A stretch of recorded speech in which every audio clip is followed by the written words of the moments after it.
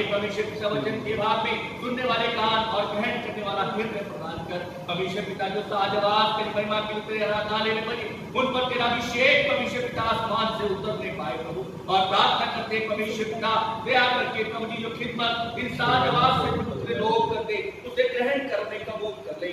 हमारी आपसे प्रार्थना के मेरे परमेश्वर पिता जितने तेरे लोग तेरे आराधनालय में आज के दिन आ गए प्रभु ने हम तेरे पवित्र सामर्थ के हाथों में सौंपते हैं। उनकी देह आत्मा प्राण और शरीर को तेरे पवित्र सामर्थ के हाथों में सौंपते हैं पिता।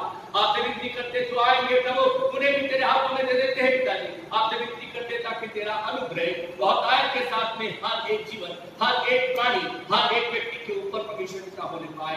प्यारे परमेश्वर हमारी आपसे प्रार्थना करके प्रभु अपना फजल कर अपना अनुग्रह कर प्रभु जी नम्रता के साथ में विनती करते हैं तकरीबन 3 माह प्यारे परमेश्वर पिता तेरे लोग तेरे आराधनालय से परमेश्वर पिता प्यारे परमेश्वर पिता जी जो प्रशासनिक कार्य परमेश्वर पिता शासन के द्वारा आदेश थे उनको अनुपालन करते हुए परमेश्वर पिता एफिलाइट से परमेश्वर पिता जुड़ करके प्रभु अपने आत्मिक जीवन को ठीक ठाक करते रहे। विनती करते खुदावंद जब आज तूने मौका दिया है हम पूरे तन से पूरे मन से और परमेश्वर पिता आपसे प्रार्थना करते सच्ची आत्मा के साथ में आपके आराधक आपके उपासक बन करके प्रभु आपको आराधना करते पाए। प्रभु अपना अनुग्रह कर प्रभु अपनी दया कर परमेश्वर पिता। प्रभु जी हम घटे लेकिन आप बढ़े परमेश्वर पिता। शैतान की देखी अंधे की सारी चालें आपके पुत्र अपने उद्धार करता यीशु क्रिस्त के लहू से बांध के आपके पांव के तले को चलते हैं। उन लोगों के लिए विशेष प्रार्थना करते हैं खुदावंद जो तेरी खिदमत के लिए परमेश्वर पिता आज भी एक स्थान से दूसरे स्थान में परमेश्वर पिता आवागमन करेंगे प्रभु तू उनके लिए मार्गदर्शन कर सहायता कर उनकी रक्षा कर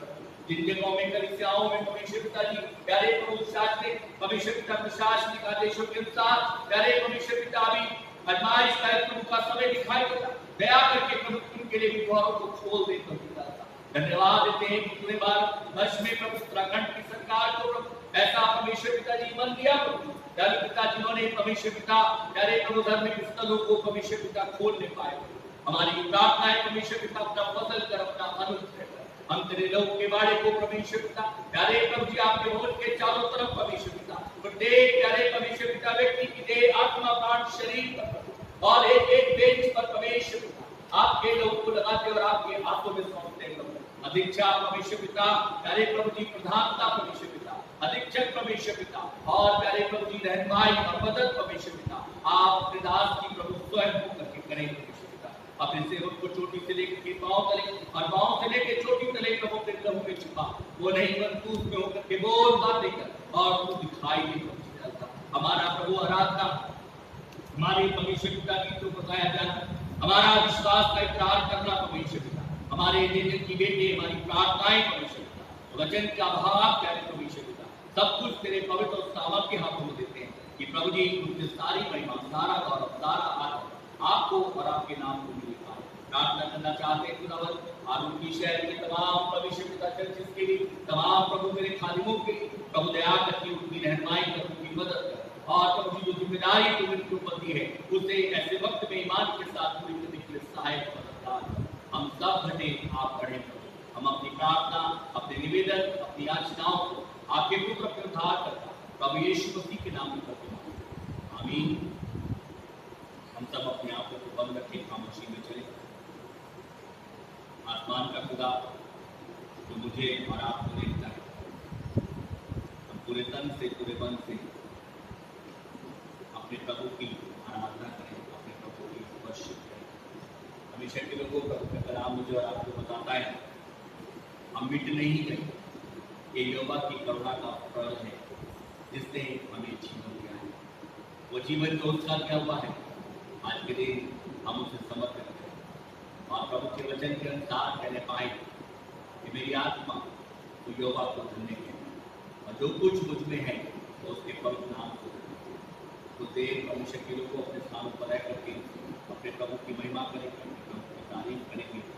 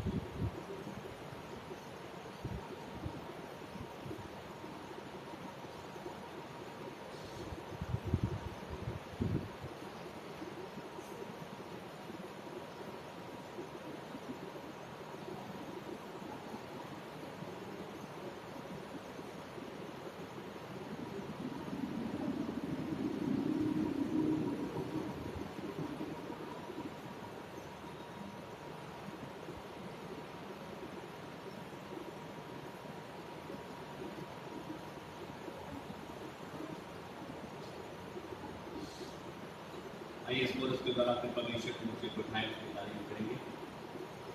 दुख में धन्यवाद करो, दुख में धन्यवाद करो, दुख में धन्यवाद करो, क्योंकि प्रभु की इच्छा यही है।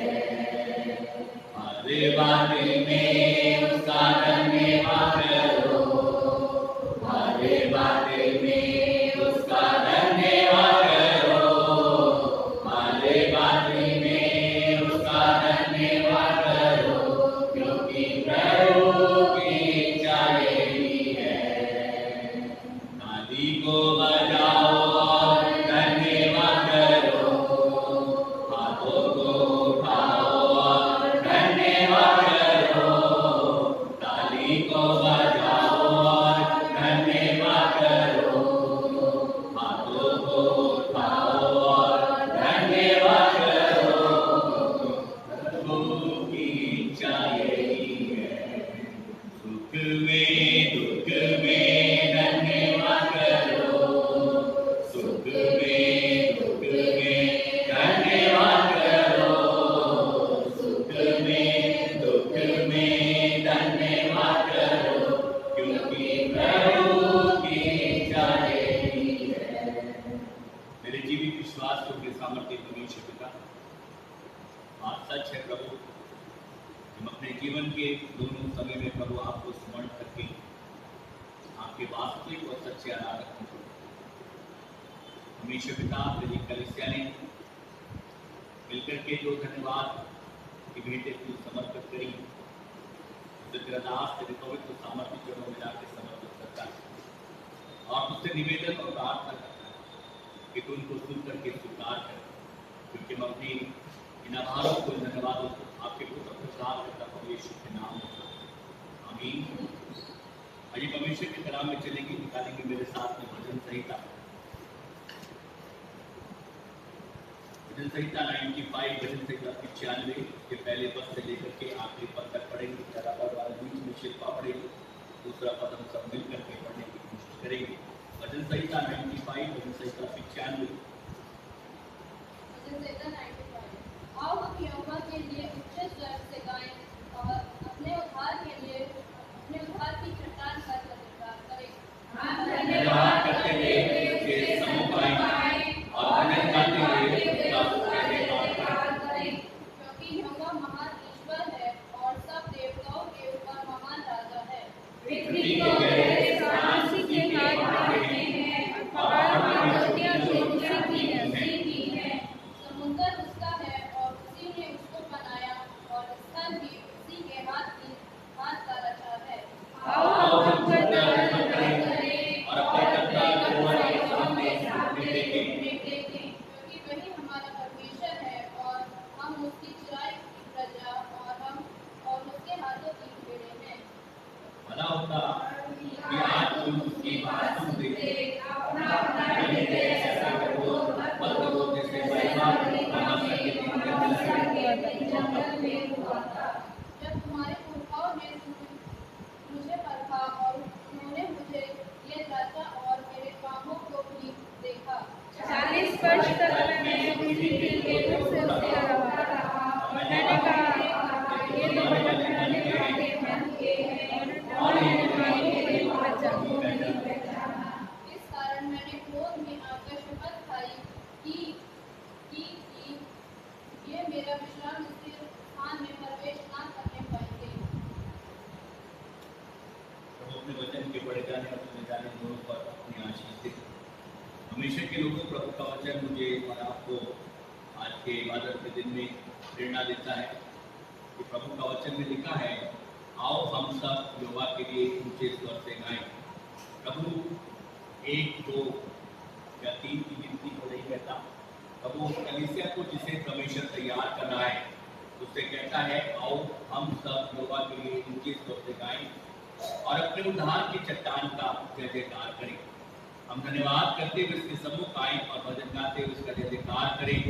क्यों करें? क्योंकि यहोवा महान ईश्वर है और वो सब देवताओं के ऊपर महान राजा भी है। सबके लोगों, खुदा का कलाम हमसे झुक करके दंडवत करें और अपने कर्ता के सामने घुटने टेकें। प्रभु के वचन में लिखा है, जब हम अपने कर्ता के सामने घुटने टेकते हैं तो पहाड़ भी हमारे आगे झुक जाते हैं। लेकिन जब अपने घुटने अपने कर्ता के आगे नहीं टेकते तो पहाड़ भी हमारे आगे झुकना नहीं पड़ता। पहाड़ से अर्थ है आपके जीवन के अंदर की अनेकों समस्याएं। पहाड़ से अर्थ है आपके जीवन की अनेकों बातें, अनेकों परेशानियां तब तक नहीं टलने की जब तक कि आपके घुटने आपके कर्ता के आगे झुकने ना हो। प्रभु पसंद करता है नम्र लोगों को। आराधना होती है नम्रता के साथ, और जब नम्र व्यक्ति प्रभु का आराधक होता है ना, तो प्रभु 8वें पद से इसलिए कह रहे अपना अपना हृदय ऐसा कठोर मत, कठोरता के साथ में नहीं, नम्रता के साथ में प्रभु के पास में आए। और आओ हम सब मिलकर के अपने प्रभु को महिमा देने के लिए अपने स्थानों पर खड़े होंगे और इस गीत से प्रभु को महिमा देंगे। गीत का नंबर 33 नंबर की नई गीत की किताब में, पुराने गीत की किताब में ये नंबर 27 नंबर है। पावन है वो प्रभु हमारा, जय जयकार हो।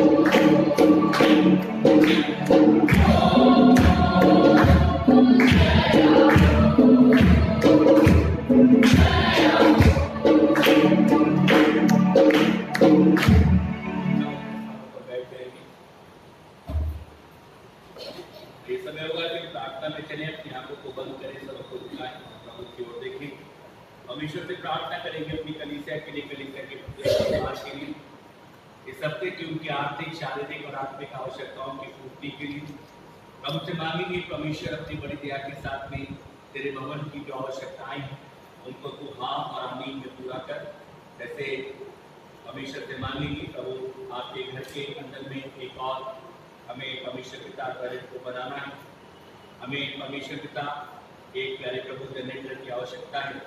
अब दया करके ये दो बड़े काम हैं प्रभु जो पूरे होने हैं, आप इन्हें अपनी बड़ी दया के साथ में पूरा कराएं और जो आपका मार्गदर्शन आने वाले महीनों में मिलता है उन्हें भी पूरा करने के लिए आप में तैयार करें। परमेश्वर से प्रार्थना करेंगे उनके लिए जो रोजगार की तलाश में और उनके रोजगार इस कोविड-19 में चले गए, प्रभु अनुग्रह करे। चाहे वो हमारी कलीसिया के हों या अनेकों कलीसिया के हों, तब उनको इस रोजगार से फिर से आशीषित करे। जिनको ट्रेनिंग में जाना है तब उनके लिए द्वार खोले, जो बच्चे ट्रेनिंग में हैं और ऑनलाइन पढ़ाई में ऑनलाइन स्टडी में अब उनको करना पड़ रहा है। जो समस्याएं जो बाधाएं उनके आगे आती हैं प्रभु उनमें उनका मार्गदर्शन करे, उनकी सहायता करे। उनके लिए प्रार्थना करेंगे जो वैवाहिक जीवन में बंधे हैं प्रभु उनको आशीष दे, बरकत दे, बलता दे और जिनका विवाह होना है प्रभु उनके लिए बंद द्वारों को खोले और उनको अच्छे लाइफ पार्टनर से आशीषित करें। अपने बच्चों की स्टडी के लिए प्रार्थना करेंगे, अपने बच्चों की उन्नति, तरक्की और कामयाबी को प्रभु के हाथ में मांगेंगे, प्रभु से मांगेंगे।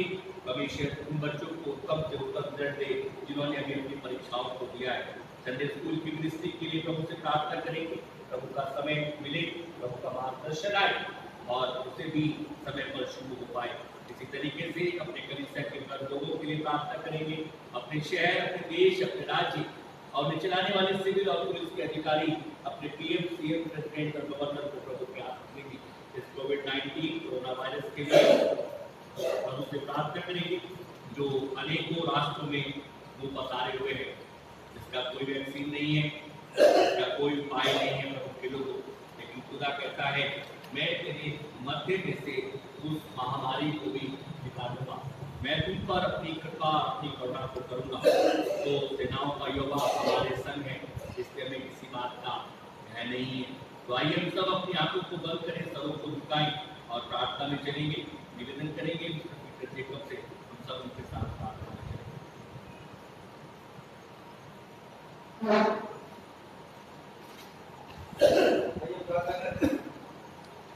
मानचित परमेश्वर धन्यवाद करते हैं इस समय के लिए प्रभु, जो कि आपने दिया कि हम आपके भवन में आ सके। बीते दिनों में आपने हमें सुरक्षित रखा प्रभु, और प्रभु ये टॉपिक दी थी 2 महीने के पश्चात प्रभु आपके भवन में आ सके प्रभु, और आपने हम सबको सुरक्षित रखा और प्रभु हर आवश्यकता जरूरत पूरी करी प्रभु।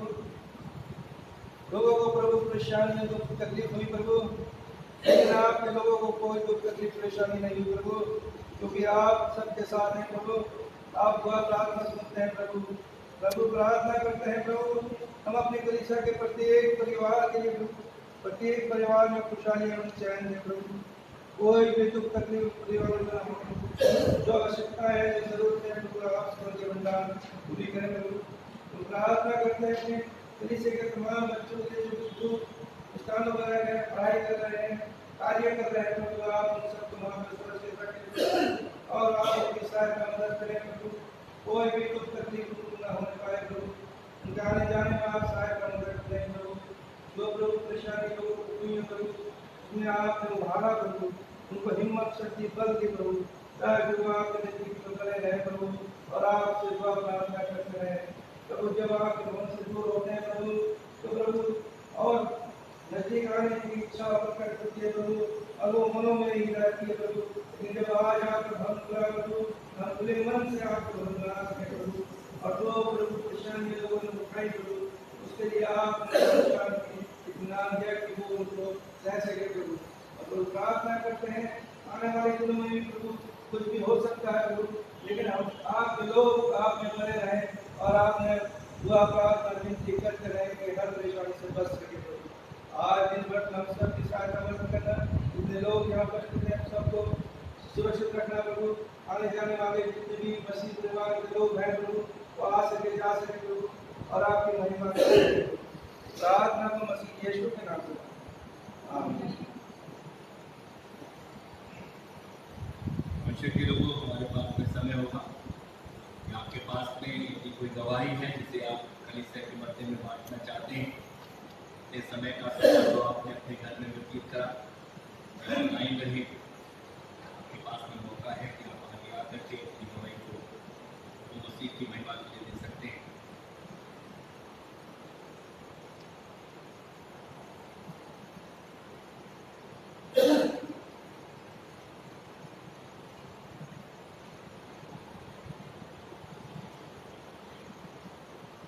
नहीं, हम अपने स्थानों पर प्रभु की महिमा के लिए खड़े होंगे और इस गीत से प्रभु को महिमा देंगे। गीत का नंबर 269, 269 नंबर की यारो हिम्मत बांधो आगे बढ़ो क्रूस करो निशान, जीतेंगे हम यारो हमारे।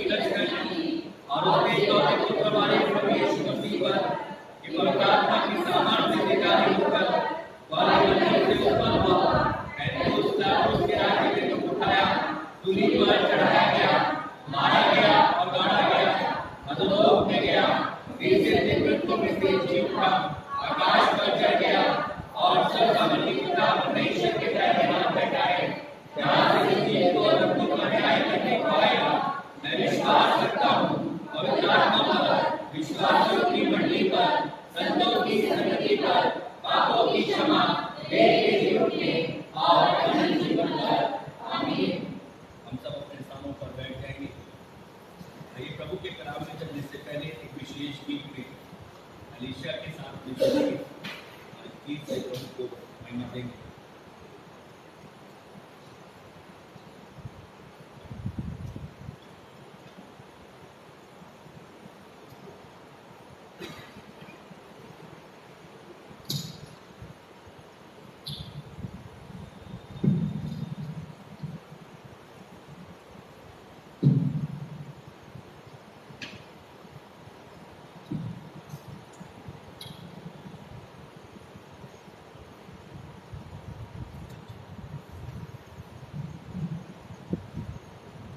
सबको जय मसीह की।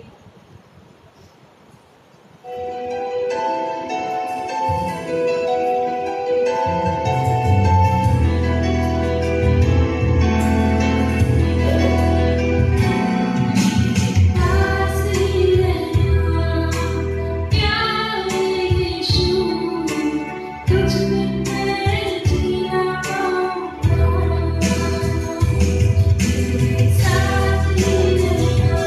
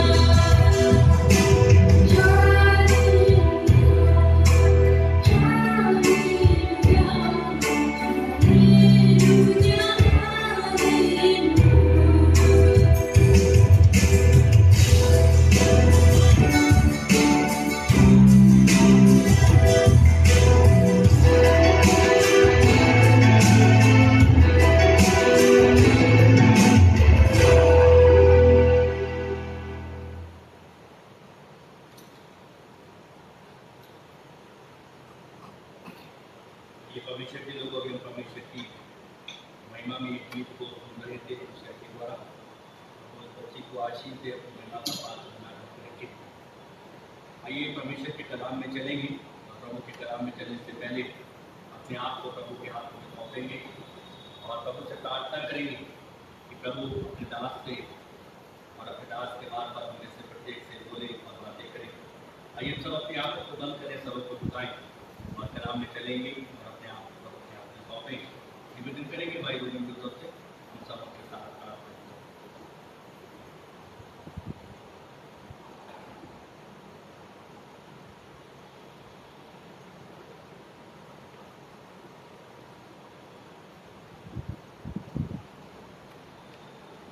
सर्व को झुकाए प्रार्थना करें। प्रभु यीशु मसीह एक बार फिर से तेरा धन्यवाद देते हैं पिता परमेश्वर, आज की अच्छी सुबह के लिए प्रभु तुझे फिर से प्रभु ये मौका, ये आशीष और बरकत दी हम सबों को प्रभु कि तेरे घर में आके प्रभु तेरे खाली के साथ प्रभु तेरे वचन को सुन सके, प्रभु तेरी आराधना कर सके। प्रभु जी तेरी मेहरबानी दया और कृपा है प्रभु, यदि आपकी इच्छा ना होती तो प्रभु एक जन यहाँ पर नहीं आ सकते थे। तुम्हें हम सब पर अपनी दया रखने तेरा धन्यवाद देते हैं। प्रार्थना करता हूँ पिता परमेश्वर तेरे खाली के लिए प्रभु जब तक उसको संभाला है प्रभु, आगे भी संभालना पिता परमेश्वर। जब आपका पवित्र वचन आपको देकर हम सबको मिलता है प्रभु, अपनी आत्मा प्रभु रखे प्रभु, ताकि प्रभु अच्छी बुद्धि और समझ के साथ प्रभु तेरा पवित्र वचन को सुना सके और हम सब देख सकते प्रभु। खाली पर अपनी दया प्रार्थना धन्यवाद तेरे चरणों में रखते हैं। प्रार्थना तेरे प्यारे बेटे यीशु मसीह की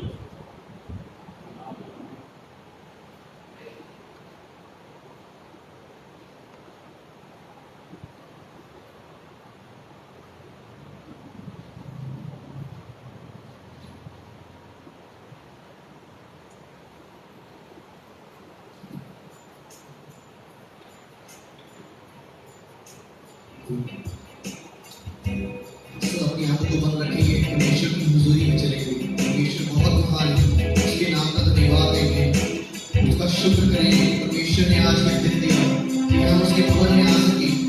बहुत से लोग इस बीमारी के कारण इस दुनिया को छोड़ के चले गए, लेकिन हमारे प्रभु ने हम पे अपने आंखों पे बसाया। अपनी आंखों को सब बंद करें, किसी को ना देखें, लेकिन परमेश्वर की ओर निहारें। प्रभु तेरा धन्यवाद हो कि तूने मुझे बिल्कुल स्वस्थ भला करके रखा, कि मैं आज तेरे भवन में आ पाया। अब तेरी आराधना स्तुति करने के तेरे भवन में बिल्कुल स्वस्थ हो सकता है। प्रभु तेरा धन्यवाद हो। Thank you Jesus, hallelujah. परमेश्वर पिता परमेश्वर तूने जला हमारे जीवन का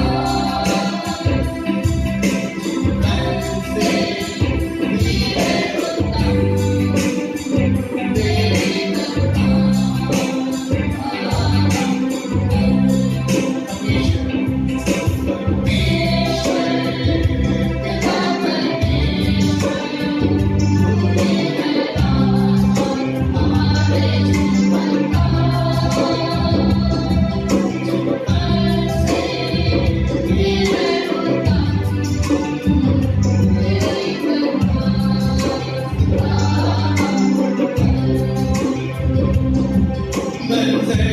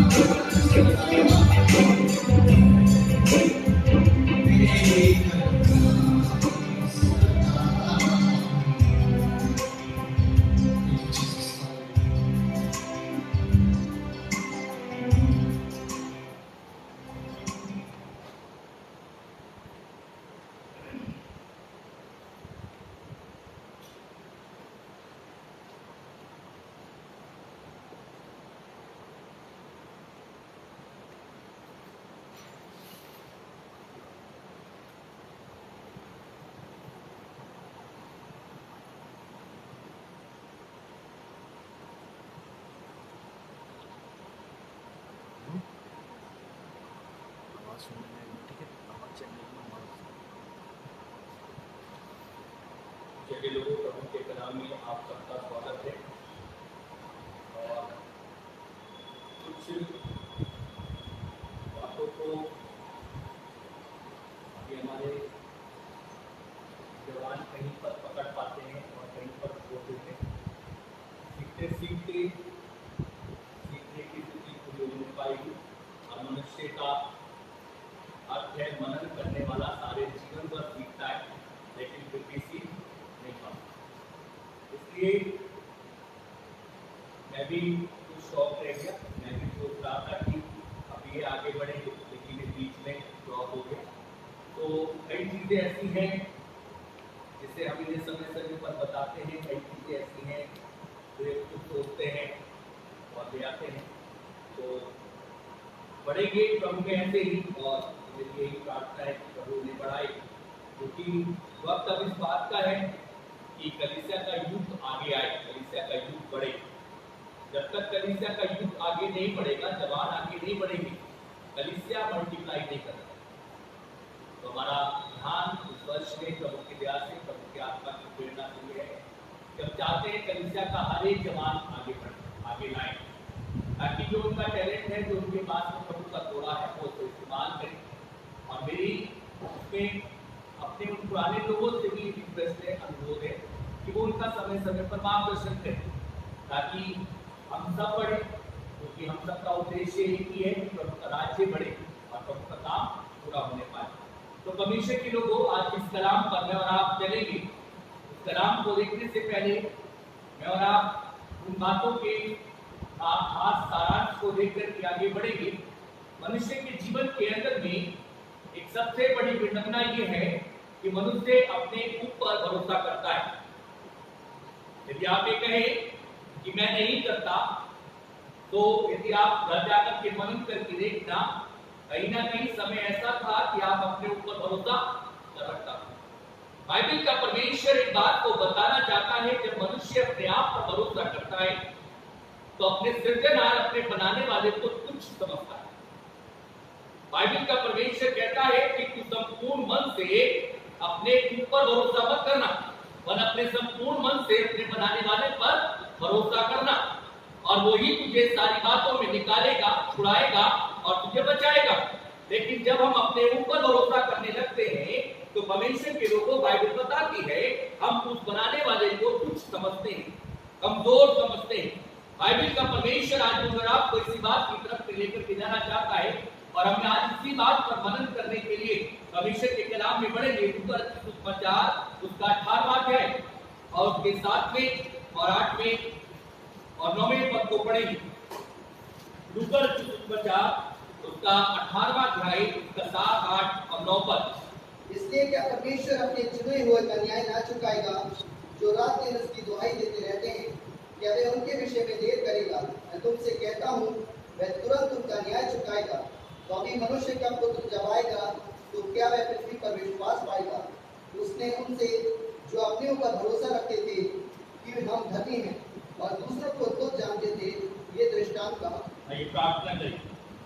विश्वास योग्य महान परमेश्वर पिता, हम आपका हृदय के साथ धन्यवाद देते हैं कि प्रभु एक बार फिर से भारतवर्ष के अंदर भी हमें परमेश्वर पिता खुला वातावरण प्रभु आपकी दया से मिलने पाया। हम उन दिशा निर्देशों को जो सरकार से मिले हैं, उनको पालन करते हुए प्रभु आज के दिन फिर से तेरे भवन में, तेरे आराधनालय में एकत्रित हैं। प्रभु जी, हम अपने मन की और आपके लोगों के मन को प्रभु इस बात को देखते कि बड़े उत्साहित थे प्रभु कि खुदा का घर खुले और हम खुदा के घर में बैठ करके एक साथ इबादत करने पाए। उन्हें ये संभव होने दिया, उन्हें इस बात पर दया करी, उन्हें अनुग्रह करा प्रभु, और तूने परमेश्वर पिता फिर से हमारे लिए अपने आराधनालयों के द्वारों को खोला है। आज खुदावंद हम आपसे प्रार्थना करते हैं, आज हम आपसे विनती करते हैं प्रभु, बहुत हो गया प्रभु कि हमने अपनी जीवन अपने तरीके से जी लिए, बहुत हो गया प्रभु कि हमने अपनी मर्जी अपने जीतों पे पूरी कर ली, बहुत हो गया प्रभु कि हमने अपने ऊपर भरोसा कर करके देख लिया। लेकिन परमेश्वर पिता, आपको सदैव परमेश्वर पिता कमजोर या आपको तब प्रभु स्मरण करा जब सब रास्ते परमेश्वर पिता बंद दिखाई दे रहे। तो हमारी आपसे प्रार्थना विनती है, आज हम तेरे वचन की गहरी बात को, आज हम तेरे वचन की परमेश्वर पिता उस आवाज को जो हमें देगा प्रभु सुनने पाए, हमें सुनने वाले कान को ग्रहण करने वाला हृदय प्रदान कर प्रभु। और जी कबीदा पिता आपसे विनती करते हो बात करे प्रभु हमारे जीवनों के अंदर में है परमेश्वर पिता, तो आप कह रहे प्रभु से मानने में परमेश्वर पिता विलंब ना करें, वरना आज अपने आप को सरेंडर करके तेरे हाथों में दे प्रभु और तुझसे कहें प्रभु मेरी मर्जी नहीं वरना आज आपकी मर्जी जीवन से पूरी होने पाए। परमेश्वर अपने सेवक को छोटी से लेके पांव से लेके छोटी से लेके अपने लहू में छुपा प्रभु, वेदी के जल त्योहारों से उसके होठ पे जुबान का अभिषेक कर और पवित्र पिता तुझसे होकर के बोल बातें कर। मेरे परमेश्वर अनुग्रह करते आकर हम गए लेकिन आप बढ़े सारी महिमा तुझे तेरे नाम को देते हुए अपनी प्रार्थना के पुत्र के राज यीशु मसीह के नाम में होकर के मांग लेते हैं, आमीन। परमेश्वर के लोगों प्रभु का कलाम मुझे और आपको एक बात को बताना चाहता है, कहता है तो क्या परमेश्वर अपने चुने हो का न्याय ना चुकाएगा जो रात दिन उसकी दुहाई देते रहते, और क्या वह उनके विषय में देर करेगा। मैं तुमसे कहता हूं वह तुरंत उनका न्याय चुकाएगा। तो भी मनुष्य का पुत्र जब आएगा तो क्या पृथ्वी पर ऐसा विश्वास पाएगा। प्रभु के लोगों प्रभु का कलाम मुझे और आपको बताना चाहता है, यहाँ पर एक व्यक्ति है जिसके पास में एक विधवा बार बार आती है और बार बार आकर के उससे एक बात कहती है कि तू मेरा न्याय कर, तू मेरे न्याय को चुका। लेकिन खुदा के लोगों प्रभु का वचन एक बात को बताना चाहता है, परमेश्वर ने न्याय के विषय में एक बात को कहा है कि तुम कभी किसी का न्याय मत करना, क्योंकि न्याय खुदा ने अपने हाथ में रखा है। और प्रभु का वचन कहता है न्याय के विषय में कि प्रभु का वचन तो यहाँ तक कहता है तुम प्रभु के लोगों का तो बिल्कुल मत करना, क्योंकि उनका भी बनाने वाला आज भी जिंदा है, वो अपने समय पर उनका न्याय करेगा। लेकिन परमेश्वर के लोगों यहाँ पर खुदा के कलाम में लिखा है 6 पद में प्रभु के वचन में लिखा है, ये 5वें पद में कहता है तो भी ये विधवा मुझे सताती रहती है इसलिए मैं उसका न्याय चुकाऊंगा। प्रभु के लोगों न्याय चुकाने का अर्थ होता है किसी के विषय में हमें अब उन बातों को पूरी रीति से कहना, पूरी रीति से जानना जिसके विषय में वो व्यक्ति भी क्या हो सहमत हो। कई बार क्या होता है न्याय का क्या होता है, न्याय को मिल गया लेकिन व्यक्ति संतुष्ट नहीं है।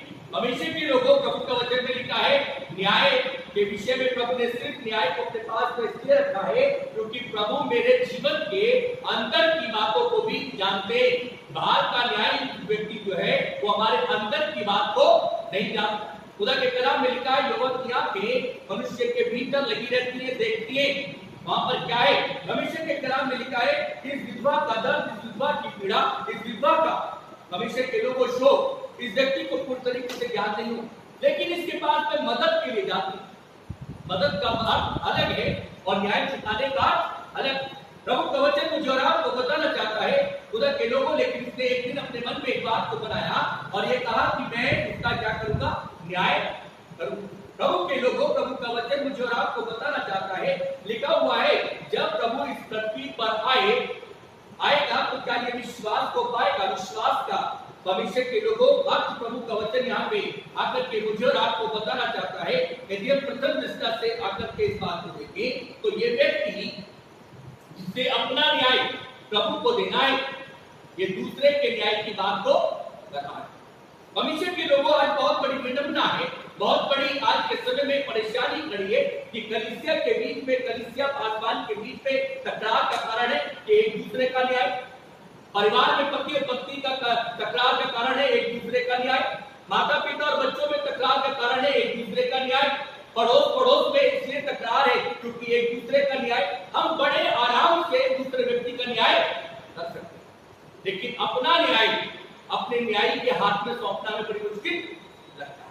जब अपने न्याय के हाथ में अर्थात अपने बनाने वाले के हाथ में, अपने खुदा के हाथ में देना हमें सहज लगता है तो हम दूसरे का न्याय करने के लिए क्यों आगे बढ़े।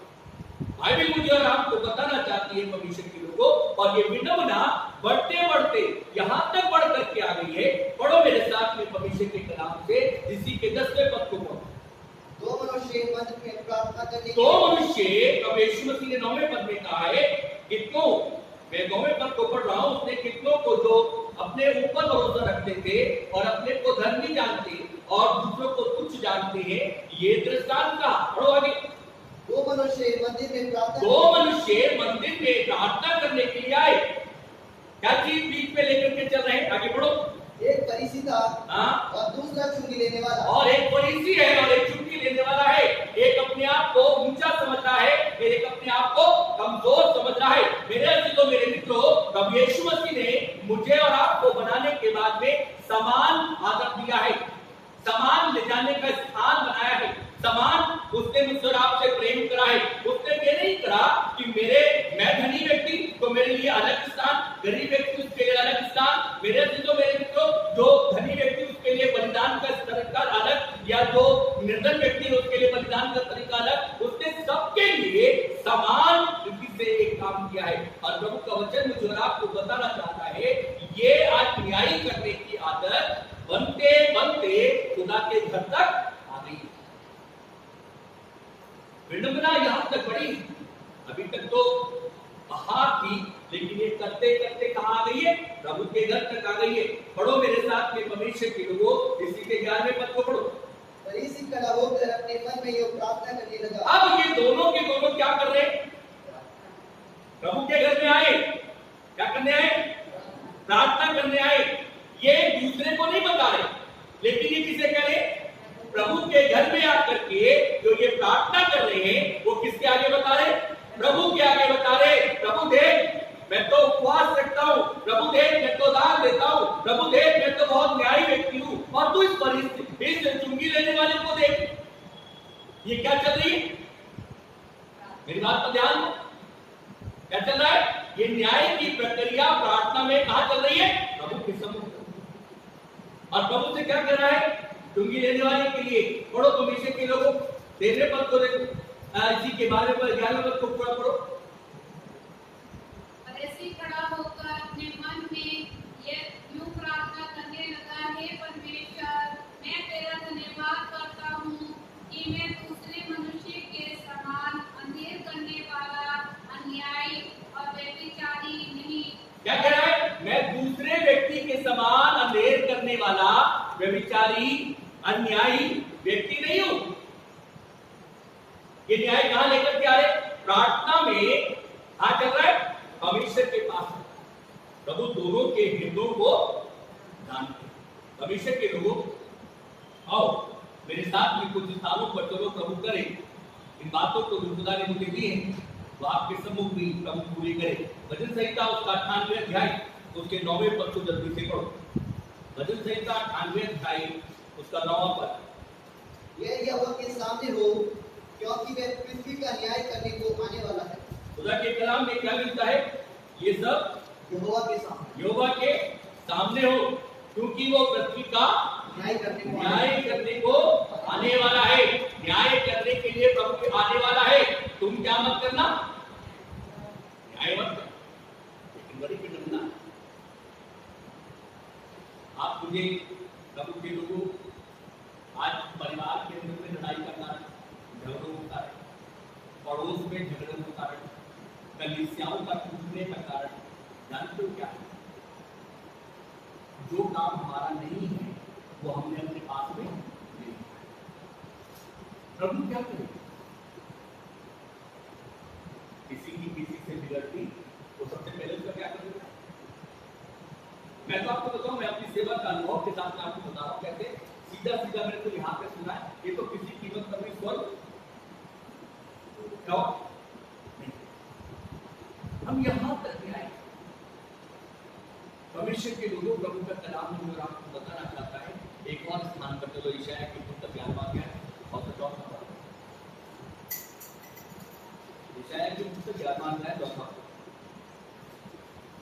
परंतु वह कंगालों का न्याय धर्म से और पृथ्वी के नम लोगों को का निर्णय कड़ाई से करेगा, और वह पृथ्वी को अपने वचन के सोटे से मारेगा और अपने फूंक के झोंके से दुष्ट को मिटा डालेगा। परमेश्वर के लोगों, प्रभु का कलाम में लिखा हुआ है, वो न्याय किससे करेगा? अभी अपने 11वें अध्याय 4 पद पढ़ा। वो अपने वचन के अनुसार न्याय को प्रकट करेगा। ये जो वचन और आप सुन रहे हैं, यही वचन मेरा और आपका न्याय के समय में भागीदारी है। परमेश्वर के लोगों प्रभु का कलाम बताता है, और हमारा न्याय करने का तरीका क्या है? हम एक बात नहीं न्याय करते, एक बात में दूसरा करते, जो हमारा अधिकार नहीं है हमने अधिकार बना लिया। और खुदा के लोगों, खुदा के कलाम जो आपको बताना चाहता है, जब ये वक्त हम पर गुजरता है तब हम इतने परेशान होते हैं कि हम सोचते हैं कि व्यक्ति हमारे सामने क्यों कर रहा है। खुदा के कलाम में लिखा है, जैसा तुम बोओगे वैसा तुम काटोगे। खुदा का कलाम मुझे आपको बताना चाहता है, परमेश्वर के लोगों, यदि आप दानियल के जीवन में चल करके देखें तो दानियल अपने जीवन के अंदर में एक बात को बताता है। जब उससे कहा गया कि देख बांसुरी, वीणा, सारंगी, शहनाइयों का शब्द सुनाई दे, तब तू क्या करना? झुक करके राजा की बनाई मूर्ति को दंडवत कर। उसने एक बात को कहा, हे राजा, मुझे इस बात को तुझे बताने का, पढ़ लो भाई दानियल की पुस्तक उसका 3रा अध्याय और उसके 16 पद से आगे पढ़ना शुरू करो। शद्रक, मेशक और अबेदनगो ने राजा से कहा, हे राजा, इस विषय में तुझे उत्तर देने का हमें कुछ भी प्रयोजन नहीं क्या है। कहते?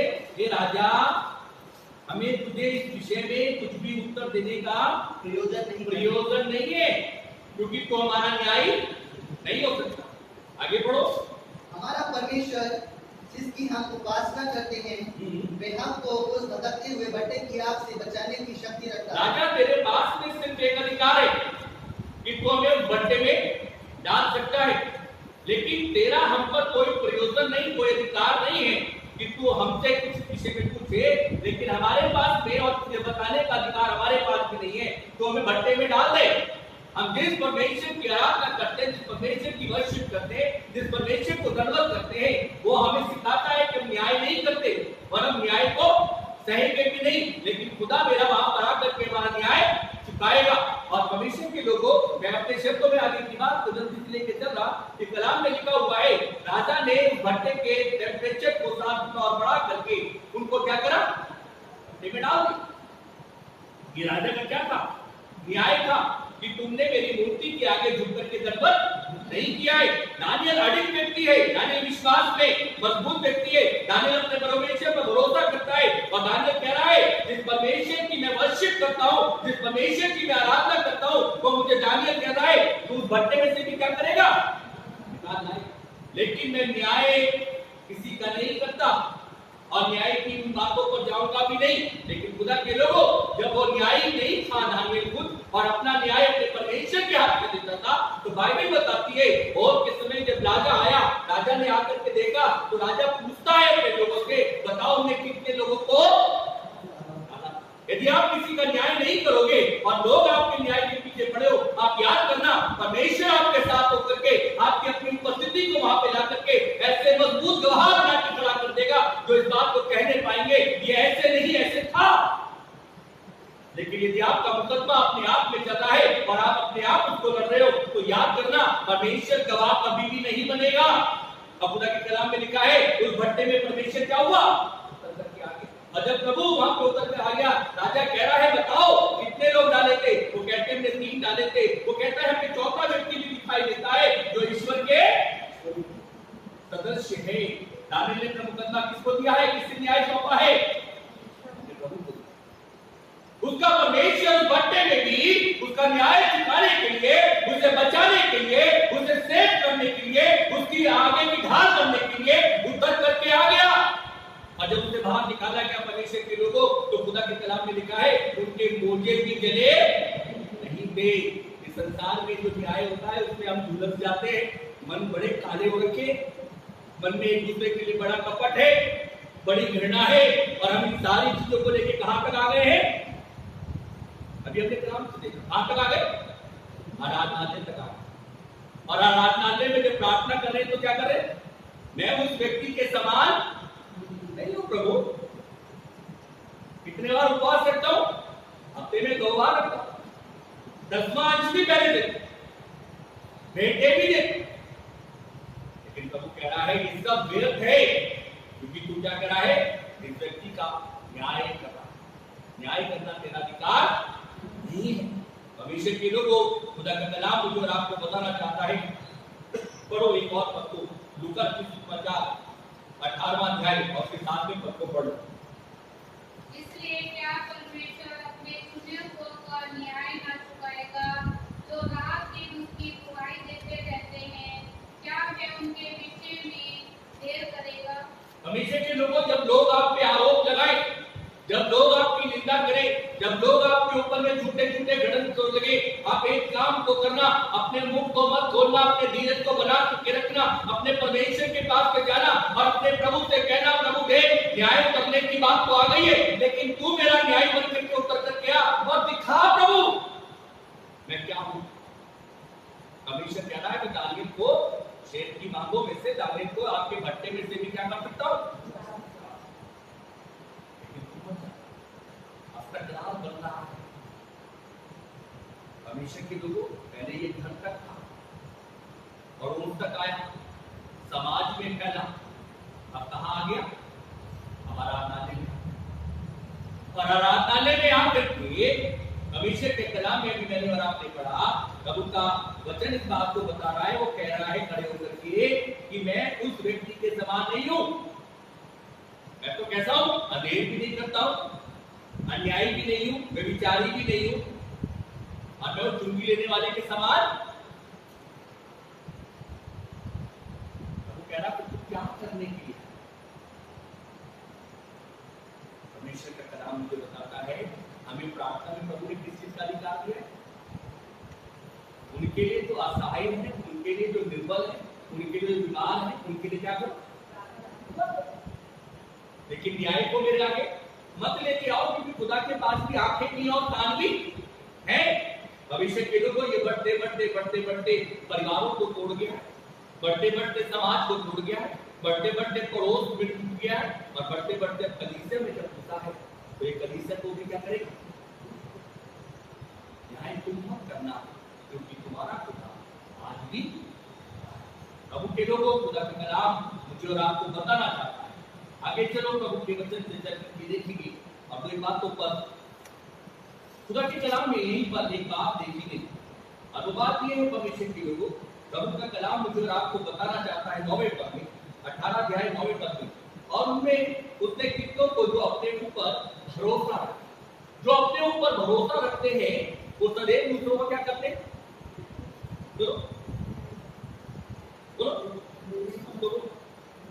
जो अपने ऊपर भरोसा रखते हैं वो सदैव क्या करते हैं? न्याय करते हैं। जो अपने ऊपर भरोसा रखते हैं, अपने पर कॉन्फिडेंस करते हैं, वो सदैव दूसरों का न्याय करते हैं।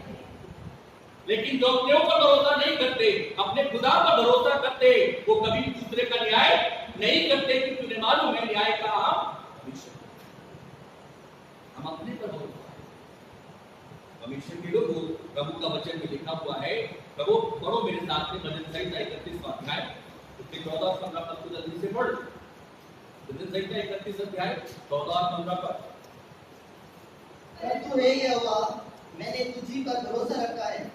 मैंने कहा तू मेरा परमेश्वर है, मेरे दिन तेरे हाथ में हैं, तू मुझे मेरे शत्रुओं और मेरे सताने वालों के हाथ से छुड़ा। परमेश्वर के लोगों, प्रभु का कलाम में लिखा हुआ है, भजन संहिता 31वां अध्याय और उसके 14 और 15 पद में लिखा है, खुदा का कलाम कहता है, परंतु हे यहोवा, मैंने तुझी पर भरोसा रखा है। दाऊद कहता है, मैंने तुझी पर भरोसा रखा है, और उस बात को दाऊद प्रत्यक्ष रूप में प्रमाण भी देता है। जानते हो क्या देता है?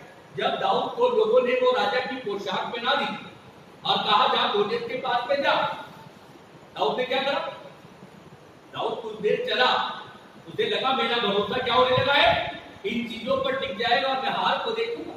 उसने क्या करा? लौटा और उसने इन सारी चीजों को क्या बोला? मेरा भरोसा मेरे परमेश्वर पर है। तो वो एक बात कहता है, मैं सेनाओं के यहोवा के नाम से तेरे पास। मेरे मित्रों, खुदा के कलाम में लिखा हुआ है, मेरा भरोसा, प्रभु का दास कह रहा है, परंतु हे यहोवा, मैंने तुझी पर भरोसा रखा है, और मैंने कहा है तू मेरा परमेश्वर है, मेरे दिन तेरे हाथ में है, और तूने मुझे शत्रुओं और मेरे सताने वालों के हाथ से छुड़ाया हुआ। प्रभु के लोगों, प्रभु का कलाम मुझे और आपको बताना चाहता है, अय्यूब के जीवन पे आकर के एक बात देखो। अय्यूब की पुस्तक का पहला अध्याय और उसके 21वें पद को पढ़ो। अय्यूब की पुस्तक उसका पहला अध्याय और उसका 21वां पद। मैं अपनी मां के पेट से नंगा निकला और वही नंगा लौट जाऊंगा। यहोवा ने दिया और यहोवा ही ने दिया, यहोवा का नाम धन्य है। 2 अध्याय 10 पद। उसने उससे कहा, तू एक मूढ़ स्त्री की सी बातें करती है। क्या हम जो परमेश्वर के हाथ से सुख लेते हैं दुख ना ले? इन सब बातों में भी अय्यूब ने अपने मुंह से कोई पाप नहीं किया। खुदा के लोगों, खुदा का कलाम कहता है 1 अध्याय 21 पद में, मैं अपनी मां के पेट से नंगा निकला और वहीं नंगा लौट जाऊंगा। यहोवा ने दिया, यहोवा ने दिया, यहोवा का नाम धन्य है। अभिषेक के लोगों, तमाम पीड़ाओं को, तमाम समस्याओं को, तमाम दिक्कतों को अय्यूब ने पेश किया, लेकिन अय्यूब ने क्या नहीं करा? न्याय नहीं। क्या कहता है? यहोवा ने दिया, यहोवा ने लिया, यहोवा का नाम धन्य हो। मेरे सुनो, मेरे मित्रों, हमको परमेश्वर तक के न्याय का बोल। आगे खुदा के कलाम में 2 अध्याय का वचन कहता है 21 पद में, वो अपनी 2 अध्याय 10 पद में कहता है, तू एक मूढ़ स्त्री की सी बातें। परमेश्वर के लोगों, उसकी पत्नी न्याय को लेकर के आ रही, उसकी पत्नी न्याय बीच में डाल रही। तो क्या कहा? मूढ़ स्त्री की सी बातें। और जानते हो, हमारे को कई बार ऐसी चीजें सताने लगती हैं कि यदि हम जबरदस्ती दूसरे के न्याय को कई बार क्या करते हैं? अपने गले लेते हैं। हमें लगता है हमारा जीवन अब आप कैसे चलेगा, हमें लगता है हमारा आगे का क्या होगा, हमें लगता है सारी बातें भी दिखाई दे सकती हैं, लेकिन यहाँ पे हमारा भरोसा क्या होता है? क्या होता है? हम यदि आप प्रभु के हो तो प्रभु ने आपसे एक बात को कहा है, मैं अब से लेकर के एक अवध तक तुम्हारे साथ परिस्थितियों को बदलेगा मेरा परिस्थिति मैं नहीं बदलूंगा। खुदा के लोगों, खुदा का कलाम में लिखा है, मनुष्य के द्वारा हमेशा परिस्थितियां आएगी, वो क्रिएट करेगा, इसलिए करेगा कि उसे न्याय करने का अधिकार। लेकिन प्रभु का कलाम में लिखा है, मेरा परमेश्वर मेरे धीरज को देख करके परिस्थितियों को जो क्रिएट हो रही है उन्हें क्या करेगा? काटेगा, छाटेगा। भविष्य का कलाम कहता है, अय्यूब एक बात को कह रहा है, पत्नी से भी कहती, तू न्याय के काम को मत कर, न्याय मेरे खुदा का है, इसलिए तू क्या कर? मूढ़ स्त्री की सी बातें मत कर। भविष्य के लोगों, प्रभु का कलाम जो आपको बताना चाहता है, ऐसे बहुत से जीवन है जिनके विषय में खुदा कह रहा है, कितनों ने अपने ऊपर क्या रखा हुआ है? भरोसा। भविष्य के लोगों, मनुष्य का भरोसा मनुष्य पर उस समय में धोखा दे जाता है। आपको बताना चाहता हूँ, बच्चा बहुत ब्रिलियंट है, बहुत पढ़ाई लिखाई में अच्छा है, माता पिता ने उसको ऐसा कर दिया, वो अपने ऊपर भरोसा करने लगा। आज में रह गया तो पता क्या कहते हैं? ये नहीं कहते कि मेरे बच्चे, कहते भाई साहब 1 नंबर। ये 1 नंबर कौन दे सकता था? यदि तेरी बुद्धि इतनी समझदार होती, इतनी ज्ञानवान होती तो 1 नंबर देकर 2 भी लाता भैया। तेरा भरोसा तुझ पर था, अपने खुदा पे नहीं था, उसने 1 नंबर से तेरी ताकत को विफल कर। हम मकान बनाने खड़े होते, और कम जीवन ऐसे होंगे इस बात के गवाह हो कि वो अपने पैसे को निकाल करके लेकर के सारा आए और खुदा के हाथ में दे दिया, खुदा ये पैसा है और मकान बनना है। लेकिन हमें तो डर लगता है खुदा के हाथ में सारा का सारा कैसे दे देंगे? फिर धीरे से एक आवाज आती है, खुदा का भाग भी इसमें से क्या कर? तो कह रहे भैया निकाल देंगे तो घर कैसे बनेगा? लेके खड़े हो गए, मकान बनने लगे, बाद में कहने लगे भाई साहब खुदा जानबूझ से छोड़ दी। क्यों? थोड़ा बाद में करा लेंगे, इसलिए नहीं करा लेंगे भैया क्योंकि खत्म हो गया, आपका भरोसा क्या हुआ? टूट गया है, अब कमजोर पड़ गया है। वो खुदा के हाथ में दिया गया होता तो वो जिस काम को शुरू करता है उसे पूरा भी। भविष्य के लोगों, विवाह करने बच्चे के चले, खुदा को याद ना करा, स्मरण ना करा, कुछ समय के बाद लड़खड़ाने लगे, हिचकोले खाने लगे, बाद में क्या करने लगे? अब लेकर के आ रहे पति पत्नी को, भविष्य के सेवक के पास में क्या कह रहे? भाई साहब इनकी ये बातें अभी तक तो छिपा रखी थी, अब क्या करनी है? हमारा भरोसा टूट गया है, इसलिए क्या करो? खोल खोल के बताओ, और इनके लिए आप क्या करो? खुदा के कलाम में लिखा है, जिस बात पर मनुष्य भरोसा करता है उन सारे स्थानों पर मनुष्य विफल होता है, लेकिन जिस बात पर मनुष्य अपने संपूर्ण किसी अपने खुदा पे भरोसा करता है वो विफल नहीं होता, वो उसमें सफल होता है। खुदा के कलाम में लिखता है, परमेश्वर के लोगों, 9वें पद को पढ़ रहा हूं, कितने तुम में ऐसे हैं जो अपने ऊपर क्या करते हैं? भरोसा। और आगे देखिए, कहता है, और वो अपने आप को क्या बताते हैं? धर्मी। परमेश्वर के लोगों, प्रभु के कलाम बताता है तू कभी धर्मी मत कर। धर्मी का मतलब क्या? प्रभु मुंह के पास से पहुंचा, प्रभु ने गवाही दी, ये मेरा धर्मी। ये काम जानते हो किसका है? यदि मैं कह सकूं मैं बहुत धर्मी जन हूं, मैं बहुत स्पिरिचुअल व्यक्ति हूं, मैं मूर्ख व्यक्ति हूं, मेरी गवाही देने के लिए पवित्र आत्मा प्रभु ने रखा है, जो मेरी गवाही देगा कि ये परमेश्वर का योग्य जन है, ये परमेश्वर का जन है, दिखाई दे। लेकिन क्या कहते हैं, हम तो बहुत धर्मी, हम तो भैया परमेश्वर के जन आते हैं, उनको भी सेवा करते हैं, हम प्रभु के घर में भी जाते हैं, प्रभु के घर में सेवा भी करते हैं, लोगों को भी देते हैं, सब करते हैं। प्रभु कह रहा है तुम करते करते करते से मैं उठा गया हूं, धर्मी जन कभी भी ऐसा नहीं होता। परमेश्वर के लोगों, प्रभु के कलाम में लिखा हुआ है, पढ़ो मेरे साथ में, एक और बात को देख लो, लूका उसका 18वां अध्याय और उसके 11वें और 12वें पद को। फरीसी खड़ा होकर अपने मन में यो प्रार्थना करने लगा, हे परमेश्वर, मैं तेरा धन्यवाद करता हूँ कि मैं दूसरे मनुष्य के समान अंधेर करने वाला, अन्याय और व्यभिचारी नहीं, और न इस चुंगी लेने वाले के समान हूँ। मैं सप्ताह में 2 बार उपवास रखता हूँ, मैं अपनी सब कमाई का 10वांश भी देता हूँ। परंतु चुंगी लेने वाले ने दूर खड़े होकर स्वर्ग की ओर आंखें उठाई। परमेश्वर के कलाम में लिखा हुआ है, ये क्या बता रहा है? कह रहा है मैं तो अपने आप को जिस दिन बातों में ये क्या बता रहा, धर्मी साबित कर। हमारा बाइबल में ऐसे नहीं लिखा, बाइबल में पता क्या लिखा है? जब तू उपवास कर तो तेरा स्वर्गीय पिता जाने की तो केवल हम क्या कर, जब तू प्रार्थना कर तो क्या कर, हमने भी जा, दुख में जा, कोई और नहीं जानना चाहिए क्योंकि तेरा रिलेशन व्यक्तिगत। हम क्या कर, यदि फोन भी किसी का आ जाएगा तो हमारी पत्नी हमारे वो भी प्रार्थना में बाद में आ पाए। आप किसे बताएं? अरे जिसके लिए वो प्रार्थना करने गया, आसमान का खुदा उसे वहां देख रहा है। आप और भी कुछ कह सकते हो। हमेशा के लोगों, प्रभु के कलाम में लिखा हुआ है, ऐसे धार्मिकता के झूठे वस्त्रों से प्रभु प्रसन्न नहीं होते, ऐसे धार्मिकता के झूठे कपड़े प्रभु को नहीं चाहिए। वो कह रहा है मैं तुझे सब कुछ दे सकता हूं, लेकिन मैं एक बात तो जानता हूं कि तू अपना भरोसा केवल किस पर रखना, उन पर रखना। और धर्मी है तो खुदा के लोगों, परमेश्वर के कलाम में लिखा है, इस कलायत को खत्म करने के लिए प्रभु यीशु मसीह नूह के पास चले गए, और नूह तो जानते क्या कहा, मैं इस पृथ्वी को नाश करना। हमेशा के लोग अय्यूब के पास में आए और अय्यूब के विषय में क्या कहा, देख तूने मेरे धर्मी जन को देखा है, आत्मा का काम है वो आपके विषय में गवाही देगा, मुझे नहीं पता। खुदा का कलाम मुझे और आपको आगे जाकर के बताना चाहता है, यही तो नम्रता है तो यीशु मसीह मुझ में आप में लाना चाहता है, ताकि ये नम्रता जब मुझ में आएगी, यही नम्रता मुझे सहनशीलता में बदल के स्वर्ग राज्य को ले जाएगी। लेकिन ये नम्रता नहीं आएगी तो स्वर्ग राज्य में जाना मुश्किल है। खुदा का कलाम आगे जाकर के बताना चाहता है कि लोगों, भविष्य के वचन में लिखा है, इसी में धर्मी है और औरों को क्या जानता है, कुछ।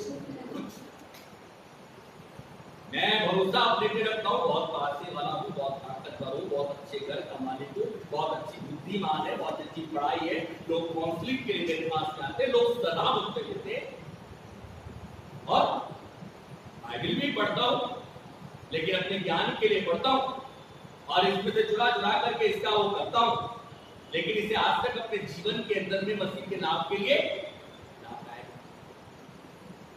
बाइबल 2 तरीके से पढ़ी जाती है, ध्यान रखना। एक बाइबल मनुष्य पढ़ता है, उसे याद कर लेता है, स्मरण कर लेता है, और जब जहां पे फिट बैठता है वहां छोड़। एक बाइबल मनुष्य पढ़ता है, पढ़ने के बाद में वो अपने जीवन पर प्रैक्टिकल कर लेता है और भूल जाता है। वो उसके जीवन का प्रैक्टिकल क्या है उसको दिखाई देता है। ये वचन का काम हमेशा का कलाम मुझे और आपको बताना चाहता है, और वो हमेशा औरों को क्या जानते हैं, कुछ जानते। अब ये फरीसी चुंगी लेने वाले को क्या जानता है, कुछ। मैं तो उपवास भी रखता हूँ, मैं तो प्रार्थना भी करता हूँ, मैं तो वचन भी पढ़ता हूँ, मैं तो देख खड़े होकर के तेरी ओर हाथ भी उठा रहा हूँ, और चुंगी लेने वाले कितने क्या दिखाना चाह रहा है, प्रभु से कह रहा है, प्रभु उसका क्या कर, कि चुंगी लेने वाले का न्याय कर दे, मैंने तो अपना बता दिया, मैं तो सब बातों में क्या हूं? हैं? ठीक हूं? खुदा के कलाम में लिखा है, धनवान और लाजर की कहानी को अपने घर पे जाके देख लेना। धनवान हमेशा लाजर क्या समझता था? वो कह रहा हूं अपने जीवन के अंदर में कुछ समझते हो सकता है, पति पत्नी को समझ रही हो, पत्नी पति को समझ रहा हो, बच्चे माता पिता को समझ रहे हो, कलीसिया पासवान को समझ रही हो, पासवान कलीसिया को देख रहा हो, मेरे चीजों मेरे मित्रों पड़ोस में रहने वाला व्यक्ति निकलते बैठते आपको कुछ समझ रहा हो। याद करना, यदि आपके जीवन के अंदर में ये बात है तो आप अपने परमेश्वर को कुछ समझ रहे, उस व्यक्ति को नहीं समझ रहे, क्योंकि उसका बनाने वाला भी जिंदा है और वो आसमान का खुदा है। और यदि आप उसे कुछ समझते हो परमेश्वर के लोगों, तो याद करना आपका भरोसा उसका नहीं है। ऐसी झूठी धार्मिकता से खुदा का काम नहीं चलता। परमेश्वर के वचन में लिखा हुआ है, प्रभु के लोगों एक पद को पढ़ो मेरे साथ में, लूका 3:50 और उसके 15 पद को पढ़ो। उसने उनसे कहा, तुम तो मनुष्य के सामने अपने आप को धर्मी ठहराते हो, परंतु परमेश्वर तुम्हारे मन को जानता है। तुम तो मनुष्यों के सामने अपने आप को क्या ठहराते हो? धर्म के काम करते। पर इसी लोग जानते क्या करते थे? धर्म के काम कैसे करते थे? बर्तन को बाहर से और अंदर। परमेश्वर के लोगों, प्रभु का कलाम जो आपको बताता है, बड़ी बड़ी सभाओं में, बड़ी बड़ी जगहों में उन्हें क्या पसंद था? आदर। अरे भैया, जब मैं और आप मिलकर प्रभु का काम कर रहे हो तो आदर मुझे भी नहीं चाहिए और आदर आपको भी ना चाहिए। प्रभु का राज्य क्या करे? बढ़ेगा। हम कह रहे हमें आदर चाहिए, हमारी कोई सुनता नहीं। प्रभु का कलाम में लिखा हुआ है, तेरा सुनने वाला गहरा थोड़ी ना, इसकी नहीं कह रहा हमारी नहीं। तेरी कोई ना सुने तो आसमान के खुदा के पास चला जा, चढ़ों में बैठ, तो तेरी क्या करेगा? सुनकर के तेरे मनोरथों को लिखा है बाइबल में, वो तेरे सारे मनोरथों को सुनकर के हमेशा के लोग को प्रभु के कलाम में लिखा हुआ है, कहता है तुम मनुष्यों को दिखाने के लिए भाई पढ़ते ना, लूका 16:15 पढ़ते। उसने उनसे कहा, तुम तो मनुष्य के सामने अपने आप को धर्मी ठहराते हो, परंतु परमेश्वर तुम्हारे मन को जानता है। तुम तो मनुष्यों के सामने अपने आप को धर्मी ठहराते हो। परमेश्वर के लोगों, प्रभु के कलाम में लिखा हुआ है, एक स्त्री को लोगों ने पकड़ा और क्या सोचा? हम सब के सब क्या है? धर्मी है। ये स्त्री क्या है? ये गुनहगार। यीशु मसीह के पास ले आए, यीशु मसीह से कहने लगे। यीशु मसीह सोचा जैसे हमारे सोच है वैसे यीशु मसीह का भी होगा, जैसा मन हमारा है वैसे यीशु मसीह का भी होगा। यीशु मसीह ने क्या कहा? जो तुम पे निर्दोष हो वो इस पर क्या मारे? न्याय मत कर भाई। न्याय किसके हाथ में? मेरे हाथ में। ऐसा है, न्याय मेरा और आपका खुदा के हाथ। न्याय मत कर। परमेश्वर के लोगों, प्रभु के वचन में लिखा है, और वो एक एक करके चले गए, क्योंकि सब में क्या थे? प्रभु का वचन जो आपको बताना चाहता है, परमेश्वर के लोगों, आज आप एक बात पर ध्यान दो, हम अपने ऊपर भरोसा रखते हैं। भरोसा रखने का कारण क्या? यदि हम अपने ऊपर भरोसा न रखते होंगे तो हम अपनी चीजों को अपने घर में, अपने स्थानों में, अपने बैंकों में या अपनी जगहों में उन्हें आने वाले समय के लिए छिपा करके क्या करते?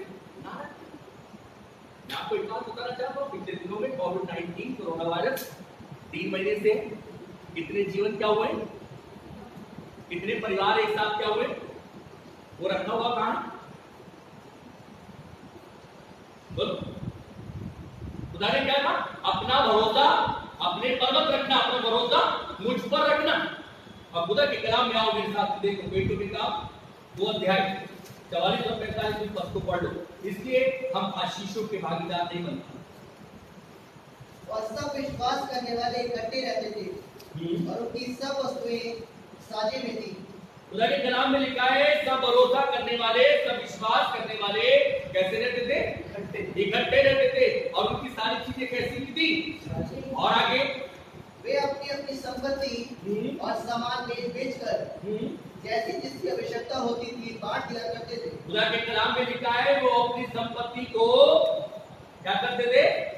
बेच करके और जिसकी जैसी आवश्यकता होती थी उसमें क्या करते थे? बांट दिया। अब उनके पास में भरोसा की कौन सी जगह बची थी? बोलो। हमारा भरोसा प्रभु पे क्यों नहीं बन पाता? हमें मालूम है हमारे बैंक में बीमारी के लिए क्या रखा है? भविष्य की पढ़ाई के लिए हमारे पास में क्या रखा है, हमारे आने वाली शादी के लिए क्या रखा है।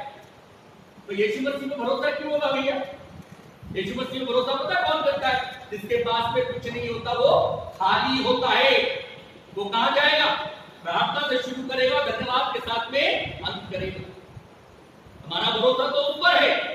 यीशु मसीह को भी मालूम है इनका भरोसा कहां पर है, अपने बैंक पे है, अपनी जेब पर है, अपने माता पिता की जेब पर है, माता पिता को अपने नौकरी पर है। यीशु मसीह को कहीं पर भी भरोसे में रखा नहीं है। खुदा के कलाम में लिखा हुआ है, परमेश्वर के लोगों, कलीसिया की वास्तविक दशा ये थी उस समय पर कि वो अपनी संपत्ति को बेच करके जिसकी आवश्यकता के अनुसार क्या करते थे, बांटते थे, न्याय नहीं करते थे, किसी को कुछ नहीं समझते थे, परमेश्वर के लोगों भरोसा करते थे, सब चीजें हटा देते थे। तब उनका भरोसा क्या होता था? तो अपनी गाड़ी में पहले से टंकी फूल करके बैठे हुए, तो प्रार्थना कैसे कर लेंगे यीशु मसीह मंदिर तक पहुंचा? हमें तो मालूम है टंकी क्या है। नहीं कहेंगे प्रभु टंकी पर भी आशीष देखो, तो क्या कहेंगे प्रभु रोड के दुर्घटनाओं से अच्छा हमें डर है प्रभु रोड पर क्या हो सकती है। लेकिन यदि भरोसा खुदा पे होता मेरे मित्रों, तो परमेश्वर का वचन ये कहता हमें अपने प्रभु पर भरोसा हम तब कर सकते हैं जब हम एम्प्टी हो, खाली हो। खाली चीज को यीशु मसीह क्या करेंगे? लेकिन खाली नहीं। दूसरी चीज देख करके अंत कर रहा हूं, अब खाली भी नहीं, भरोसा आगे और भरे हुए पता किस चीज से? दूसरे के इससे भरे हुए न्याय से। यीशु मसीह जब तक इसका न्याय नहीं करते ना मुझे करेंगे हो। परमेश्वर के लोगों पर उनका कलाम मुझे आपको बताना चाहता है, बाइबल का परमेश्वर मुझे और आपको बताना चाहता है, हमें कुछ समझने के लिए परमेश्वर के लोगों मेरा प्रभु कुछ, हम कुछ ना जाने जाए इसके मेरा यीशु कुछ।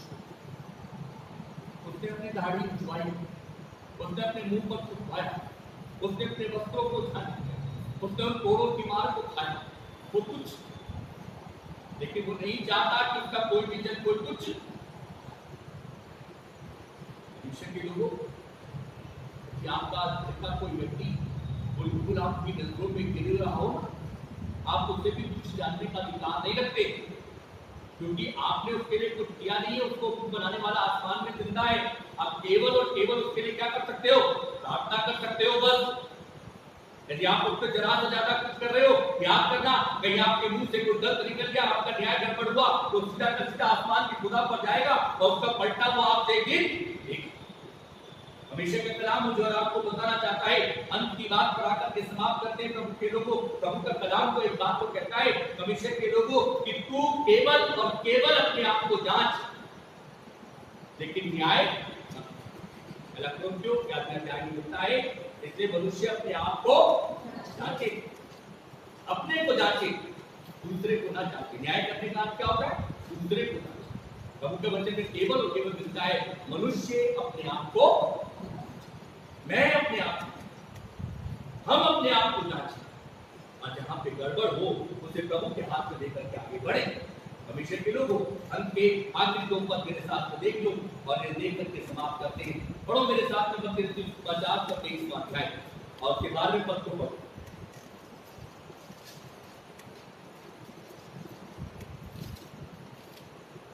जो कोई अपने आप को बड़ा बनाएगा वो छोटा किया जाएगा, और जो कोई अपने आप को छोटा बनाएगा वो बड़ा किया जाएगा। खुदा के कलाम में लिखा हुआ है, जो कोई अपने आप को क्या बनाएगा?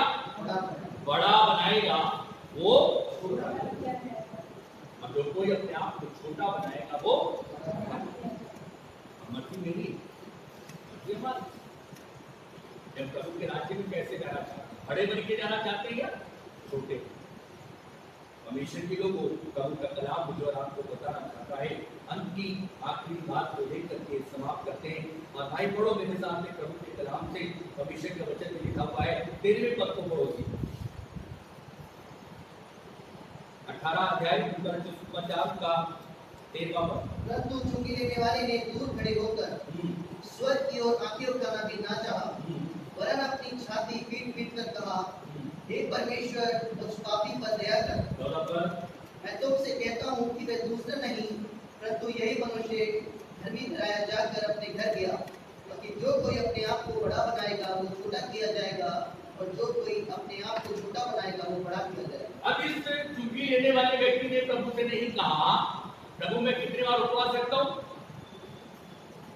कहा इस चुंगी लेने वाले ने यह भी नहीं कहा प्रभु से मैं अपनी कमाई का, इस चुंगी लेने वाले ने यह भी नहीं कहा कि मैं अंधेर नहीं करता, मैं विचार नहीं करता। इसने क्या कहा, हे प्रभु यीशु मसीह मुझ पापी पर मुझे अपना सोचना, मुझे अपने न्याय से प्रभु के बचने की बात करना, मुझे सबके न्याय की अधिकार प्रभु ने। ये बात बढ़ते बढ़ते जब मंडलियों में आएगी मेरे दोस्तों मेरे मित्रों, तो शुरुआत है ये बड़ा विकराल रूप से यीशु मसीह का करुणा में जीवन कलीसियाओं से करुणा खत्म। अब वो कह रहा है मुझे ऐसा बनना है कि मैं अपने जीवन के विषय में, व्यक्तिगत जीवन है ये, मैं अपने जीवन में छाती पीट पीट करके, जिसे पति को भी नहीं पता, पत्नी को भी नहीं पता, बच्चे को भी नहीं पता, कलीसिया को भी नहीं पता, पड़ोस को भी नहीं पता, तो भोर का समय क्यों चुना जाता है, इसलिए चुना जाता है कि अपने परमेश्वर से जैसे तुझे वो मिले, अपने प्रभु के पास जाकर के बात कर, उसको बता, वो तेरा न्याय बन के क्या होगा, वो तुझे बचाएगा, वो तेरी ढाल बनेगा। लेकिन परमेश्वर की लोगों खुदा के कलाम में लिखा है कुछ ऐसे जीवन है जो इसी काम के लिए प्रभु के घर तक दो व्यक्ति आए, इसमें एक व्यक्ति की दशा में अगर आपने देखी और दूसरे व्यक्ति के लिए खुदा के कलाम में लिखा है कोई और धर्मी नहीं ठहराया गया, और धर्मी ठहराया गया जिसे कुछ जाना जा रहा था वही प्रभु की दृष्टि में। लोग आपको कुछ जाने चिंता मत करना, लेकिन आपका जीवन आपके मसीह के साथ क्या हो। लोग चिंता मत करना कि आपकी गवाही कोई खराब कर देगा। मैं आपको एक बात को बताना चाहता हूं, उसे गुस्सा करके समाप्त करता परमेश्वर के लोगों, आपकी गवाही कोई खराब नहीं कर सकता। आपकी गवाही शैतान खराब करने की बहुत कोशिश कर सकता है, लेकिन आपकी गवाही के लिए आपका परमेश्वर जिंदा है, वो आपकी गवाही को बचाएगा, वो आपको जीवन देकर के दिया है, वो आपको लेकर के चलेगा। अपना भरोसा उस पर रखना, मत टूटने देना। लोग आपके भरोसे को तोड़ेंगे, बड़े बड़े जोखिम आएंगे, बड़े बड़े भूचाल आएंगे, बड़ी बड़ी आजमाइशें दिखाई देगी, लेकिन अपना भरोसा अपने खुदा पे बना के रखना। परमेश्वर की कलाम में लिखा है वो कभी धर्मी को कुछ अंत का आखिरी पद भाई पढ़ दो और इसे देख करके समाप्त करते हैं। लूका सुसमाचार 11वां अध्याय 41वां। परंतु आप भीतर वाली वस्तुओं को दान कर दो तो देखो सब कुछ तुम्हारे लिए शुद्ध हो जाएगा। खुदा के कलाम में लिखा है हाँ, तुम न्याय मत करो, अपने भीतर की चीजों को चलो तुम बेच भी नहीं सकते, अपनी संपत्ति, अपना धन, अपनी सब चीजें नहीं बेच सकते, क्योंकि पता है अंदर से एक आवाज आ रही होगी भाई साहब हमारा कैसे चलेगा। चलो तुम उन्हें भी नहीं कर सकते, लेकिन एक काम तो कर सकते हो। पढ़ो भाई 11 अध्याय 41 पर। परंतु हाँ भीतर वाली वस्तुओं को दान कर दो। एक काम तो कर सकते हो, भीतर की वस्तुओं को क्या कर दो, मुझे दान कर। आगे तो देखो सब कुछ तुम्हारे लिए शुद्ध हो जाएगा। सब कुछ तुम्हारे लिए शुद्ध हो जाएगा, तुम न्याय नहीं करोगे। और मैं आपको आखिरी चीज बता कर समाप्त करता हूँ। आप एक बात करिए, हमेशा अपने जीवन में सोच करके देखो, जो व्यक्ति न्याय करता है, न्यायी होता है, न्याय की आदत पड़ जाती है, वो कभी भी सुखी नहीं होता। उसके जीवन के अंदर हमेशा क्या मची रहती है, हलचल मची रहती है। वो ना चैन से रहेगा ना चैन से। प्रभु के कलाम में लिखा है क्योंकि उस व्यक्ति ने क्या करा, प्रभु का अधिकार अपने पास और परमेश्वर का अधिकार प्रभु के पास ही। एक छोटी सी बात को प्रभु करे आपको समझ में आ जाए। आपका जो बॉस है, आपका जो अधिकारी है, आप उसका काम कर सकते हैं, कर सकते। स्कूल में जो टीचर है, छोटी सी बात है, टीचर की जगह पे खुद कॉपी चेक कर सके, साइन कर सकते हो। जब यहाँ नहीं कर सकते तो वहां क्यों कर सकते। प्रभु का अधिकार प्रभु के पास हो। कहीं से भी रहे हो तो कहाँ जाने का अधिकार, केवल और केवल अंदर से मन को साफ करके प्रभु के पास अंदर की चीजों को क्या कर दो, दान कर दो, भीतर की चीजों को दे दो, तो सब कुछ तुम्हारे लिए क्या हो जाएगा, शुद्ध हो जाएगा। और जब तुम शुद्ध मन से प्रभु के घर में आओगे, कैसे मन से आओगे, शुद्ध मन से जब तुम प्रभु के घर में आओगे, तो तुम जब यहां से जाओगे और शाम तक अपने लोगों में मिलोगे, तो तुम्हारे चेहरे का नूर बयां करेगा कि तुम आसमान के खुदा से मिलकर के, मेरे दोस्तों मेरे मित्रों, ये तब होने पाएगा कि आपका जीवन को देख करके जो आपसे अब तक, चाहे वो आपकी पत्नी या आपका पति, आपके बच्चे हो, उनसे प्रभु ये कहवा दे, सचमुच में ये परमेश्वर वो है प्रभु। मैं अपनी तारीफ अपने आप करता रहूं, लेकिन मेरे लिए तो आत्मा बोले वो मरना। चुंगी वाले लेने वाले ने संग में आए, आराधनालय में आए, लेकिन कैसे आए थे, एक कपट के मन के साथ में था और एक कपट रहित मन से। आसमान का खुदा दोनों के हितों को देख, लेकिन एक क्या कह रहा था, देख इसके समान में नहीं। आज बहुत देर ऐसे हो जो कह रहे होंगे हमने 3 महीनों में इसके जीवन का ये देखा, इसका वो देखा, इसका वो करा, देखो बड़ा दिख रहा। लेकिन खुदा आसमान का ये कह रहा है, तुम मत कर ऐसा काम, अपने को देख, तूने 3 महीने। हमेशा के लोगों को यदि हम भूल जाएंगे ना, कोई छोटी सी बात बता के मुझे बहुत अच्छी लगी। मैंने देखा जब इटली का प्रधानमंत्री जब हाहाकार अपने देश के अंदर में देख रहा था और उसके लाशों पे ढेर कर देखे तो अब उस सड़क पर आकर की जाकर तो क्या कहता है, अब यीशु भी हम सबको क्या कर सकता है, बचा सकता है कुछ नहीं। और वो स्वयं बाइबल लेकर के पर आया और उस दिन इटली के लोग पर आकर के आसमान की खुदा खुदा, मेरा खुदा बहुत नम्र है, बहुत दीन है, वो मुझे और आपको जरा सा दुख नहीं बर्दाश्त करता। आप हमेशा के लोगों को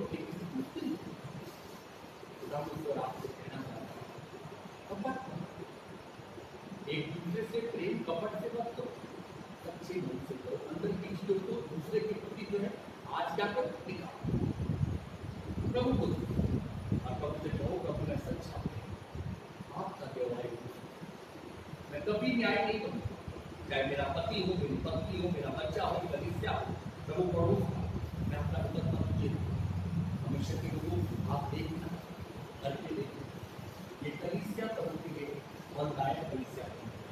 आओ अपनी आंखों को बंद करो, हमारे जीवित विश्वासियों के सामर्थ्य परमेश्वर पिता बड़ी नम्रता और बड़ी दीनता के साथ में आपसे विनती करते हैं, तो प्रभु अपने वचन से मुझसे परमेश्वर पिता तुम्हें बोला और बातें करी, हमारी आपसे प्रार्थना विनती है, अपने बेटे अपनी बेटियों से भी प्रभु तू लगातार इन विषयों पर बोल बातें कर, हमें इस भयानक चीज को परमेश्वर पिता अपने जीवनों से और प्रभु अपनी कलीसिया में परमेश्वर पिता प्रवेश न करने, पर प्रभु आज अभी हमारे जीवनों से ये बातें प्रभु दूर होने पाए।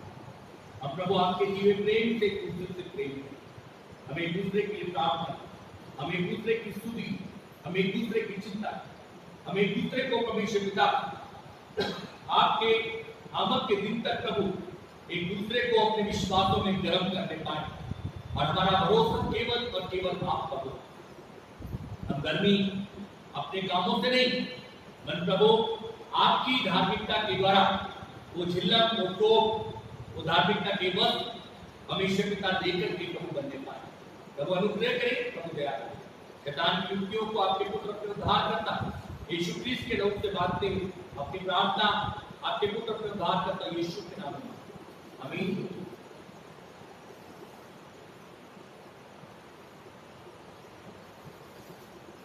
हमारे कलीसिया के अनाउंसमेंट इस प्रकार से हैं। हमारे संडे वर्शिप का समय सुबह 9 बजे का ही रहेगा। आने वाले संडे में लॉर्ड्स टेबल होनी है, लेकिन अभी इस संडे हम और इस चीज़ को रोक करके चलेंगे, क्योंकि पहला संडे है और गवर्नमेंट की देख लेते हैं, क्योंकि उस चीज़ के लिए लॉर्ड्स टेबल के विषय में अनुमति दी गई है और आगे धीरे धीरे वातावरण खुलेगा, जो टाइट पोजिशन है वो हटेंगी, उसके बाद देखेंगे। लेकिन आने वाले संडे में हम लॉर्ड्स टेबल में नहीं होंगे।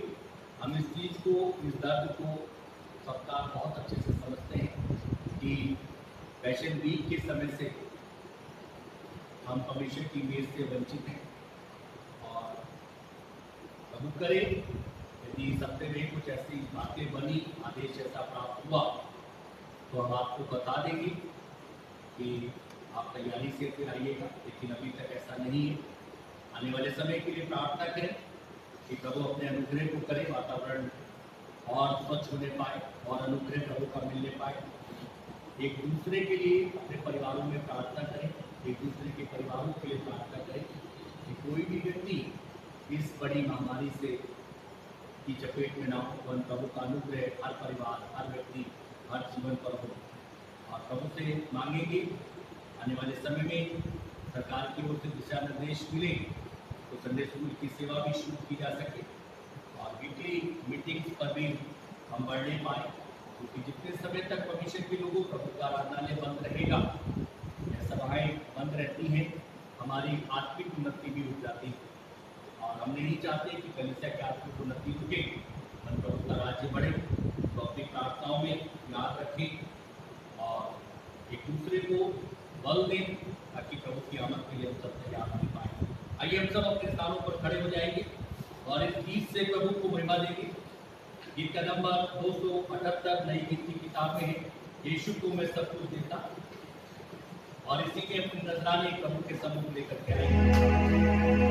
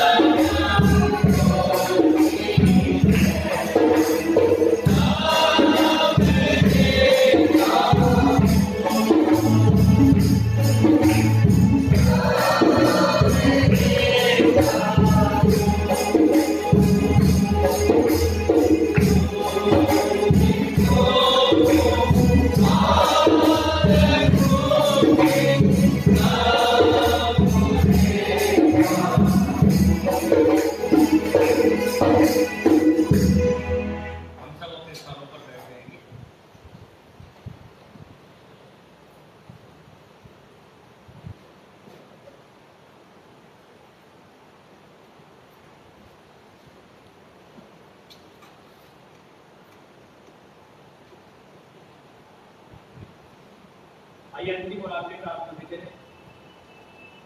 हमारे विश्वास योग्य धन्य परमेश्वर पिता के काल फिर आपके पवित्र और सामर्थी चरणों में आते हैं और प्रभु आपका हृदय के साथ धन्यवाद देते हैं कि पूरे अपनी बड़ी दया के साथ में परमेश्वर पिता जी अपने अनुग्रह को, अपनी दया को हम पर परमेश्वर पिता फिर से प्रकट करा कि हमने खुदावंद तेरे भवन में आकर के तेरी आराधना रूह और सच्चाई के साथ में करने पाए। प्रभु तेरी आवाज जो परमेश्वर पिता तुझे आज के लिए हमारे जन्म की हमने उसे सुना है परमेश्वर पिता, हम सुन करके सुनी नहीं, और प्रभु उस पर चलने के लिए आपसे बल, आपसे सामर्थ और आपसे अनुग्रह की कामना करते हैं। परमेश्वर पिता आपसे विनती करते हैं प्रभु आपका वचन हमारे बीच में इस कलीसिया के मध्य में 60, 70 और 100 गुना फल लाए। आपसे विनती करते हैं परमेश्वर पिता, हम प्यारे प्रभु आपकी ओर देख करके चलने वाले हो, हम अपने आप को परमेश्वर पिता उन फरीसियों की तरह धोखे के धर्मी व्यक्ति ना साबित करें, और परमेश्वर पिता हमारा भरोसा संपूर्ण रीति से प्रभु आप पर और परमेश्वर पिता आपके दलाल की बातों पर हो करती। आपसे प्रार्थना करते हैं कभी भी अपने जीवन के अंदर में किसी को कुछ ना समझे परमेश्वर पिता, क्योंकि प्रभु हर एक प्राणी आपका बनाया हुआ और आपकी रचना है पिता। आपसे विनती और प्रार्थना करना चाहते हैं पिताजी, हम याद करते हैं परमेश्वर पिता, दया करके प्रभु आपसे विनती है परमेश्वर पिता, अपने परमेश्वर पिता अजीज परिवार प्यारे परमेश्वर पिता मिस्टर गायत्री लॉरेंस को प्यारे परमेश्वर पिता उनके द्वारा जो प्रभु तेरे परमेश्वर पिता वेदी पर परमेश्वर पिता जलाने के लिए प्यारे प्रभु एक और परमेश्वर पिता ये प्रेम जो परमेश्वर पिता उनकी परमेश्वर पिता बात पर रखा गया है, इसको परमेश्वर पिता तू कबूल कर, इस पर परमेश्वर पिता अपनी आशीष दे। और प्रभु आपसे विनती करते हैं उनके बच्चों के जीवन में, उनके बच्चों के रोजगार में और उनकी परमेश्वर पिता जीवनों पर पति पत्नी के तेरी बरकत से तेरी आशीषें अब से लेकर के तेरे आने के दिन तक बनी रहे और बढ़ती चली जाए प्रभु। और प्रार्थना करते हैं जो प्रेम उन्होंने तुझसे रखकर के किया और परमेश्वर पिता अपने प्रेम की भेंट और ये कैंडल परमेश्वर पिता तुझे अर्पित की है, इसे कबूल कर और उस पर अपनी आशीष दे। हमारी आपसे प्रार्थना विनती है, आपके लोगों ने अपनी बढ़ती गति अभी नहीं करी भी, हर एक दशा में विश्वास में रह करके जो नजराना तेरे सबों को लेकर के आए खुदावंद विनती करते इसे कबूल कर, इस पर अपनी आशीष दे और प्रभु तेरे राज्य के लिए, तेरी महिमा के लिए, तेरे सुसमाचार के कामों के लिए और तेरी आमद की तैयारी में परमेश्वर पिता प्यारे प्रभु इस्तेमाल होने पाए। देने वाले प्रत्येक भाई बहन को, प्रत्येक बच्चे को, प्रत्येक जवान को, प्रत्येक बड़े को नाम नाम आशीष दे, बरकत दे प्रभु।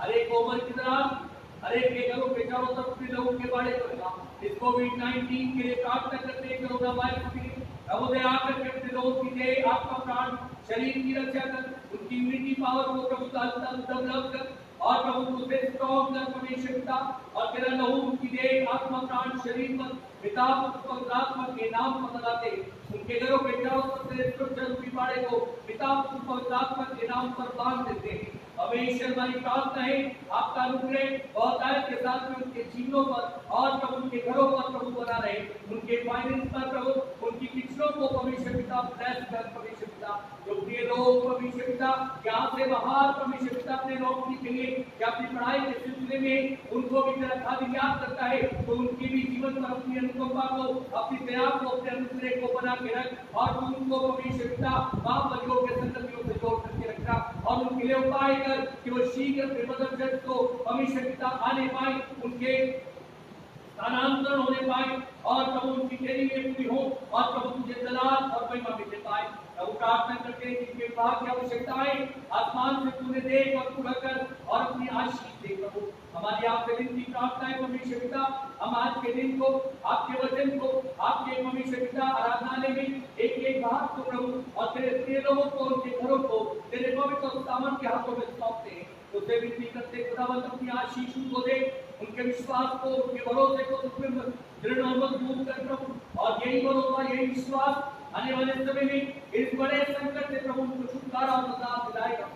अनुग्रह कर प्रभु दया हम सबको तेरे हाथों में देते हुए अपनी प्रार्थना को, इस नजराने को, आज के कलाम को और तेरे लोगों को, तेरे लोगों के घरों को तेरे हाथों में सौंपते हुए अपनी विनती को आपके पुत्र से उद्धार करता यीशु मसीह के नाम में करके मांगते हैं, आमीन।